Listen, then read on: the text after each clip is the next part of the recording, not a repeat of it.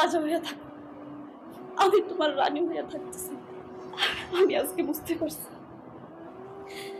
যে পরিবারের পুরুষের মুখে হাসি নাই, সে পরিবারের অন্য সদস্যও হাসতে পারে না। আমরা ভুলে গেছিলাম তুই একবার পর রক্ত মাংস করে একজন মানুষ। বাবা, আমি মা হইয়াও তোর বুঝতে পারি না বাবা, তুই আমার মাফ করে দিস, মাফ করে দিস বাবা।